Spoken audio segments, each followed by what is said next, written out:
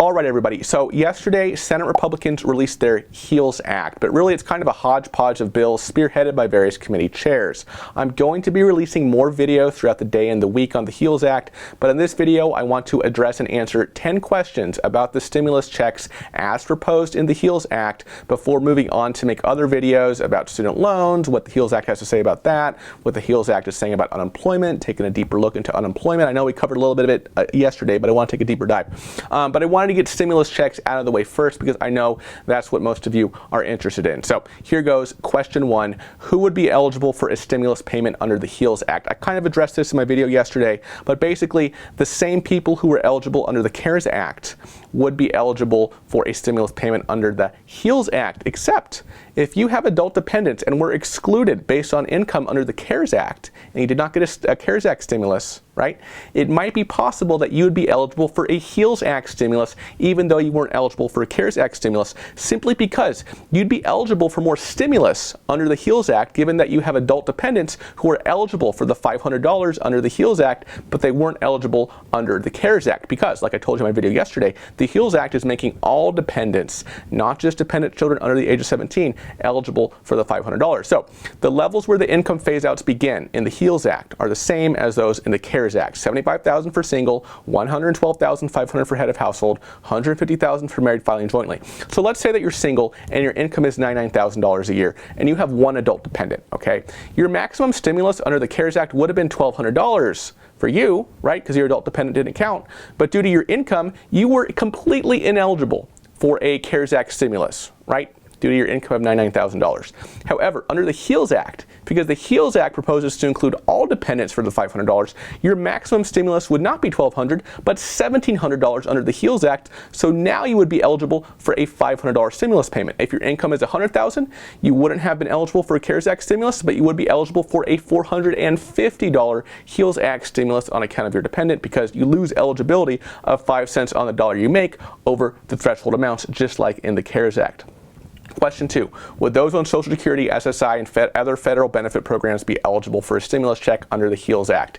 The answer to this question is yes. If you were eligible under the CARES Act, you would be eligible under the HEALS Act. And unlike the CARES Act, where there was a lot of confusion for these folks, the HEALS Act has specific language in it saying that Treasury should obtain relevant information from the Social Security Administration, Veterans Affairs, etc. for these individuals. I would hope that these issues have been ironed out by now due to the CARES Act stimulus, but I know there's still some people out there who are still like, hey, where's my check? The HEALS Act also speaks directly about representative payees, saying that stimulus payment will go to the representative payee, but that the payment must be used for the benefit of the beneficiary, not the representative payee.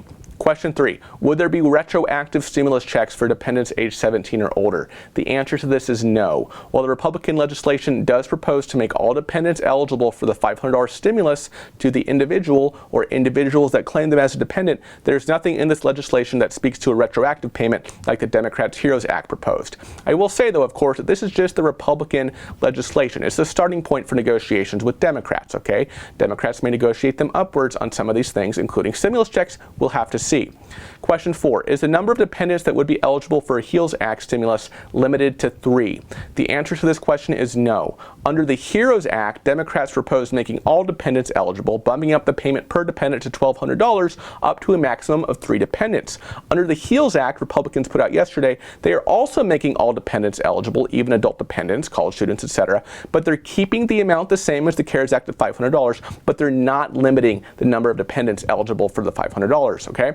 Same as the CARES Act. There is no limit on dependents under the CARES Act. Question 5, would those behind on child support be eligible for a stimulus payment under the HEALS Act? The answer to this question is no, unless the amount of your past due child support is less than the stimulus you would be eligible for if you weren't past due on child support, in which case you would be eligible for that difference, okay? Question 6, are non-resident aliens eligible for a stimulus payment under the HEALS Act? No, the HEALS Act has the same language in there excluding non-resident aliens as defined by the IRS for a stimulus payment, same as the CARES Act. Question 7, would those married to somebody without a Social Security number and who filed a joint tax return with them be eligible for a stimulus check under the HEALS Act? The answer to this question is no. The HEALS Act has the same Social Security number requirements as the CARES Act, and as does the CARES Act, it specifically excludes these individuals along with dependents without a Social Security number, same as the CARES Act, okay? There is still the exception made for mixed status families where at least one spouse is in the armed forces, same as the CARES Act. I know Marco Rubio wants to change this. I made a video about that before, but that didn't make its way into the final Republican legislation. Of course, Democrats might negotiate them upwards on this, but you know, this is a touchy subject with Republicans, so I wouldn't count on it. Question 8, what about deceased individuals? HEALS Act says that if someone is deceased before January 1st, 2020, they are ineligible, and this would be retroactive to the CARES Act stimulus.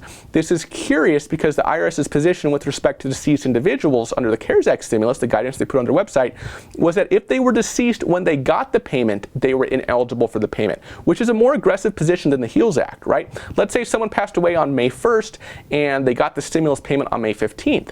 IRS said that individual would be ineligible, right? They died May 1st, 2020, they got a stimulus payment May 15th, 2020. IRS says that person is ineligible. But it seems to me that the HEALS Act is saying that individual would still be eligible for the stimulus because they did not pass away before January 1st, 2020. They passed away on or after January 1st, 2020. They passed away on May 1st, 2020.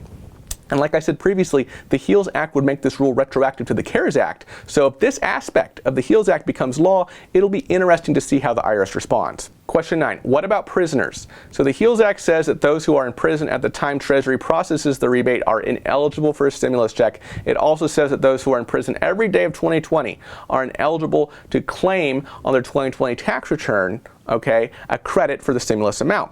Okay. They also say, this HEALS Act also says this rule would be made retroactive to the CARES Act stimulus. However, what about those who, okay, they were ineligible for a check because they were in prison when Treasury processes them, but then they were released before the end of 2020, so they were not incarcerated throughout the duration of 2020 every day. It seems that this group may be eligible to claim a credit on their 2020 tax return and get the stimulus then.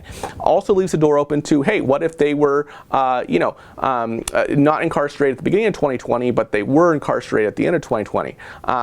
We'll have to see, right? We'll have to see what Treasury does, how the IRS responds to this. We'll have to see what Democrats negotiate them on this. We'll have to see what the guidance is, okay? Question 10, what about garnishment? So the CARES Act did not exclude stimulus payments from being levied or seized by banks, private debt collectors, those who have a garnishment order, etc. The HEALS Act proposes that stimulus payments be federally protected from these things to ensure that people get their stimulus money.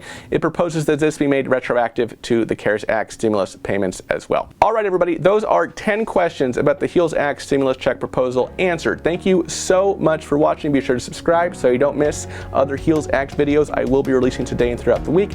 And also, if you like avocados, or if you like toast, or if you like to put them together to make avocado toast, check out my wife's latest video where she shows you 4 awesome but easy ways to make avocado toast. They were all so delicious, I tried it myself. She could open up some hipster vibe place here in LA and probably charge like 15 bucks per slice for these things. They're so good, so yummy, easy to make. Take a little break from stimulus, check out her video up here to expand your avocado toast horizons. All right, thank you so much for watching, and I'll see you in the next video. Bye-bye.